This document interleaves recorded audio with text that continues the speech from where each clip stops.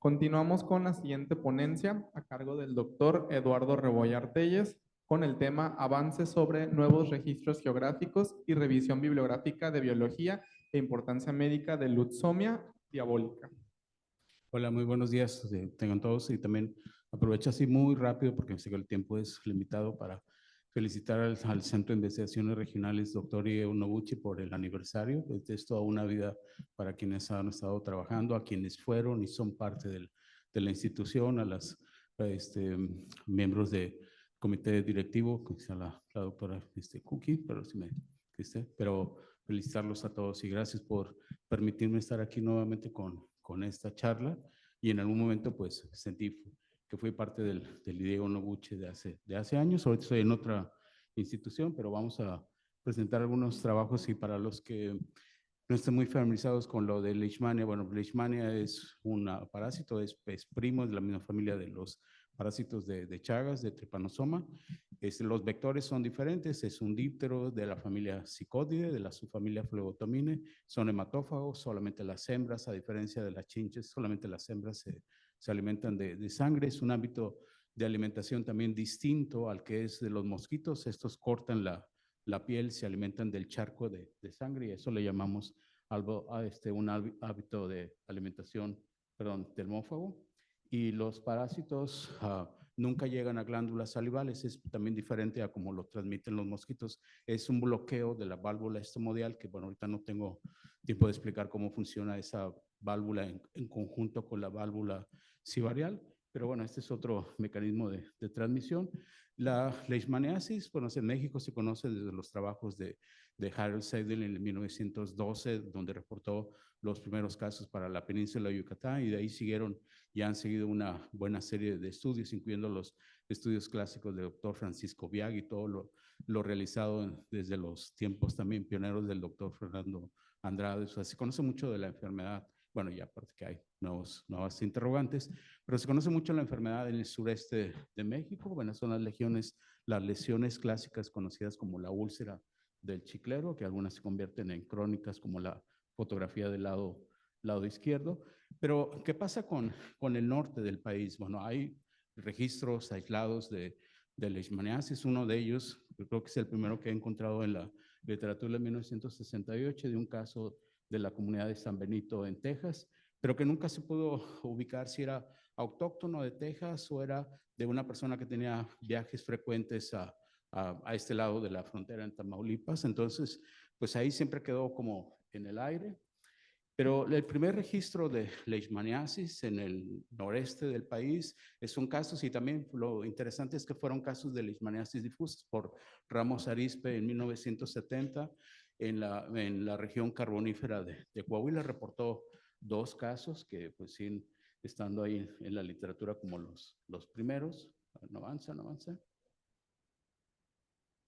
Ya no avanza.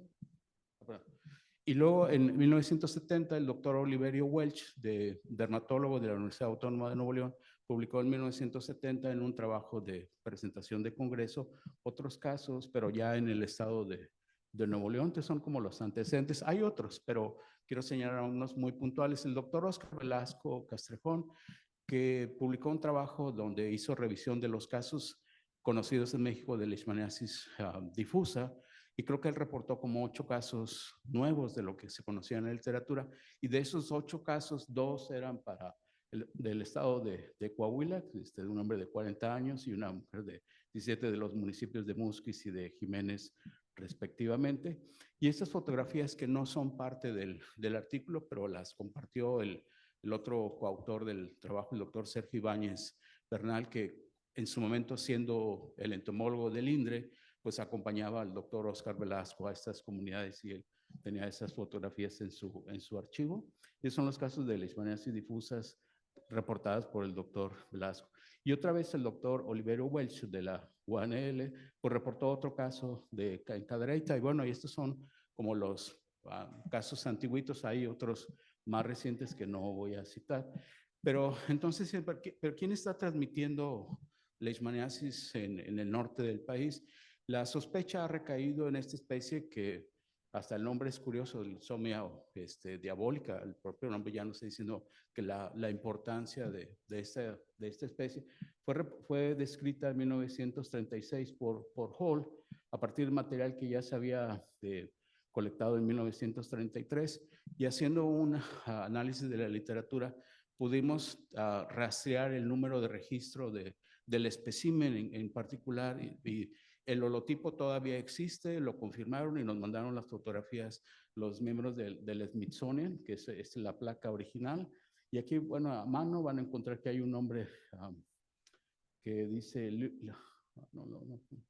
Lindquist, por ahí dice Lindquist, que es otro de los que trabajó también con esta especie. Este es el material tipo, pero ya había publicaciones, una de 1919 que nunca le dieron el nombre porque no estaba descrita la especie, pero ya hablaban de una especie en Texas que era muy agresiva, tenía unas altas tasas de picadura a los humanos en las poblaciones, que era un trabajo de Parman de 1919, pero ya descrita la especie. Y Lindquist de nuevo menciona que hubo veranos donde la especie o los pobladores se quejaban mucho de las picaduras, o sea, no se sabía nada si estaban transmitiendo o no leishmania, pero de cierta manera eran las especies altamente antropofílicas, o sea, y con unas buenas tasas de ataque. Entonces, Lutzomia diabólica siempre ha sido como sospechosa de poder ser un vector importante en esa zona de Texas y el noreste de México.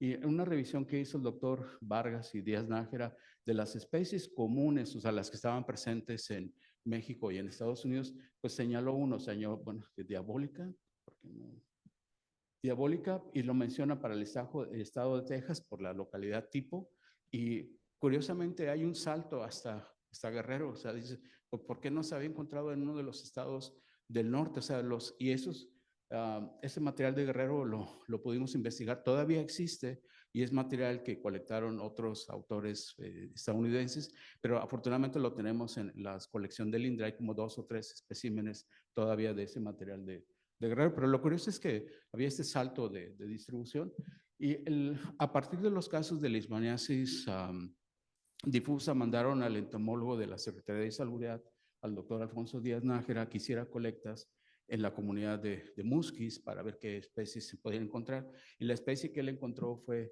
Lutzomia diabólica. Ese es el primer registro de diabólica en cualquiera de los estados del noreste del país. Entonces dicen, oye, pues mira, Lutzomia diabólica está presente donde hubo casos de leishmaniasis cutánea, difusa, y pues ahí se fueron dando las cosas. Hace años hicimos un estudio con una estudiante de licenciatura mostrando localidades en el estado, perdón, de Nuevo León y de Tamaulipas, en varios municipios. Y en el único municipio donde encontramos diabólica fue en el municipio de Santiago. Pocos especímenes, pero al menos se pudimos poner el punto de la especie en el estado de Nuevo León.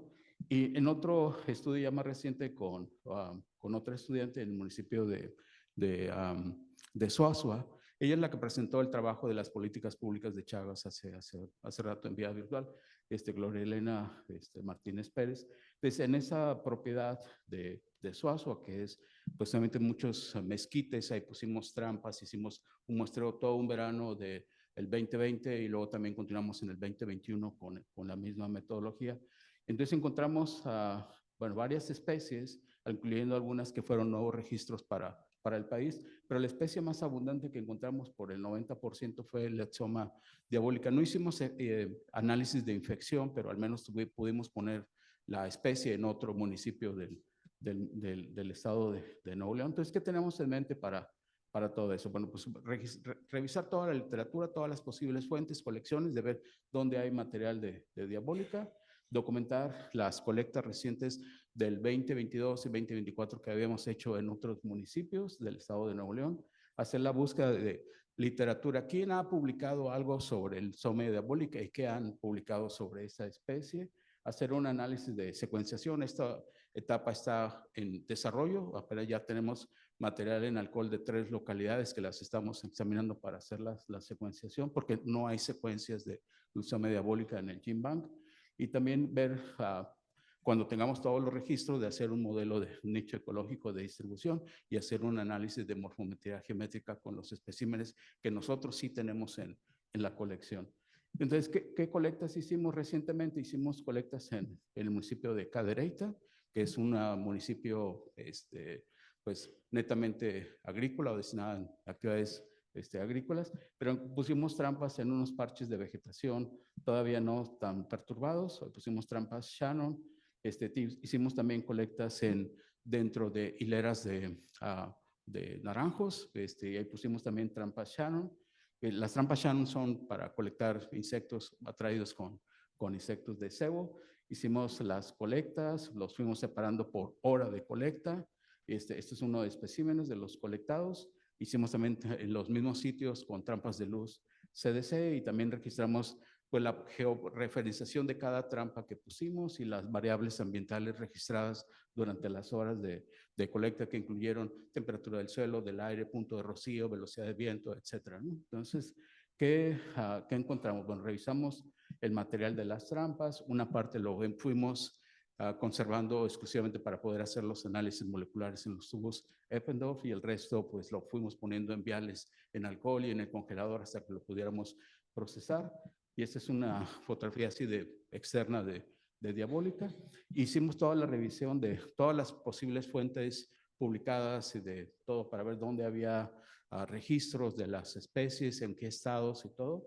Y luego hicimos una base de datos que pues tiene la especie, en dónde la ha colectado, quién la colectó, en qué lugares, qué método de trampa, etcétera. Todo ese tipo de información la fuimos desglosando y este es un compendio así general. La especie se ha colectado en 10 especies del país. Y por mucho hemos colectado más en Nuevo León con todo el esfuerzo de los últimos años de colectar la especie por allá.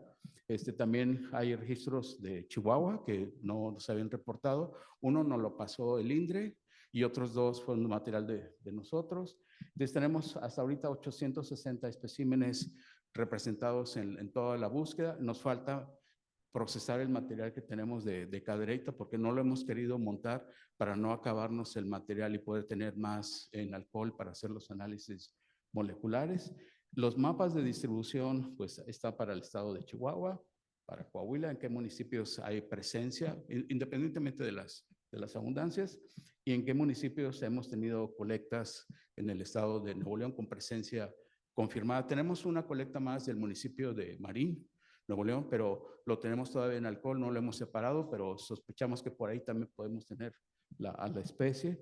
Y tenemos a Morelos, donde hay otros registros, Nayarit, Puebla, Michoacán y Guerrero, aquellos muy antiguos registros que existían en Guerrero. Algunas de estas colectas o algunos de estos materiales son muy antiguos, que algunos no están disponibles en colecciones, solamente lo sabemos por los registros de las publicaciones. Y hay unos pocos datos también de Veracruz.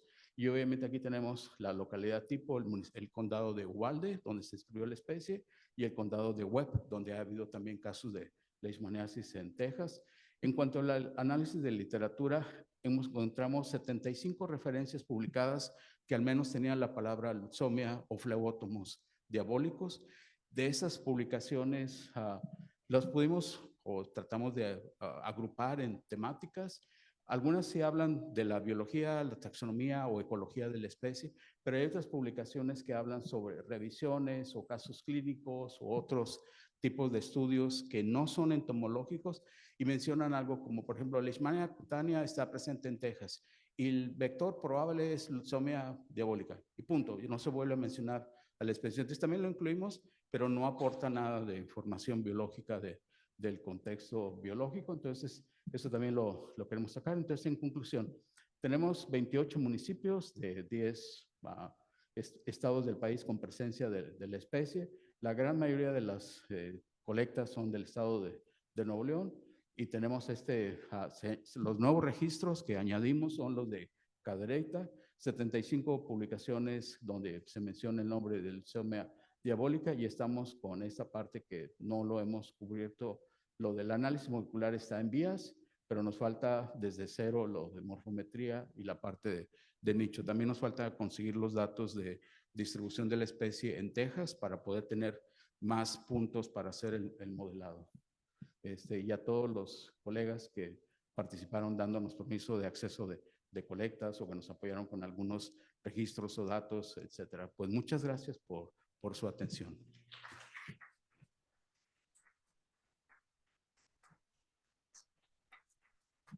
¿Alguna pregunta?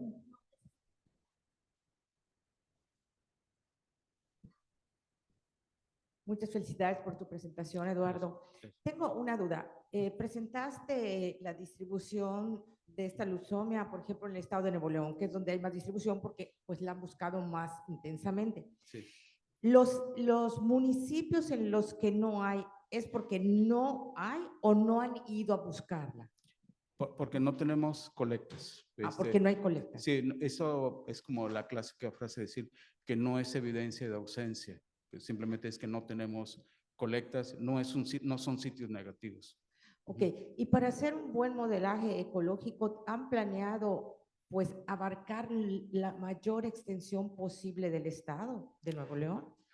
Sí, originalmente cuando teníamos una colaboración con gente también de la UNAM, hicimos idealísticamente un cuadriculado del estado y seleccionamos puntos aleatorios de colecta. Y ese patrón nunca lo pudimos seguir porque no es como que uno quiera ir a colectar y colecto y listo, sino también hay cosas de ver.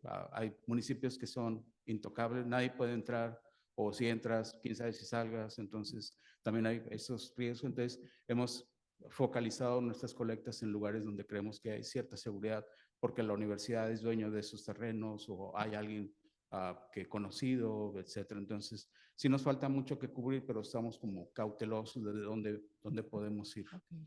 O sea, sí, bueno, claro. Ok, muchísimas gracias. Felicidades. Mi pregunta es, ¿se tiene acceso a los tratamientos actualmente en estas regiones que se conocen ya como, digamos, focos rojos de la infección? ¿Usted dice de los focos rojos aquí del sureste o lo que tenemos? Lo que ustedes han hecho como Bueno, allá estadística. cuando ha habido sospecha de los casos recientemente que han aparecido de Nuevo León, pues se canalizan a través de secretaría, evidentemente les tienes que hacer la prueba, pero sí han conseguido el medicamento, el glucantime, la Secretaría de Salud, pero tienen que canalizarlos y que sea el laboratorio que dé el diagnóstico, etcétera. Pero sí ha habido casos recientes y que se han estado revisando, ¿no?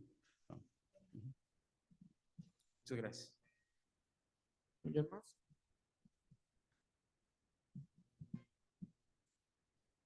Muchas felicidades, Eduardo. Gracias. Y mi pregunta es más de curiosidad y de ignorancia.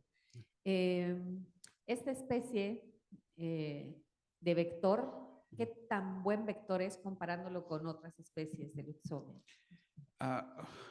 Ahí se abre un mundo de posibilidades porque la especie hermana, la más cercana que creemos es Leucemia cruciata, que es parte del sureste del país, que es muy buena especie vectora.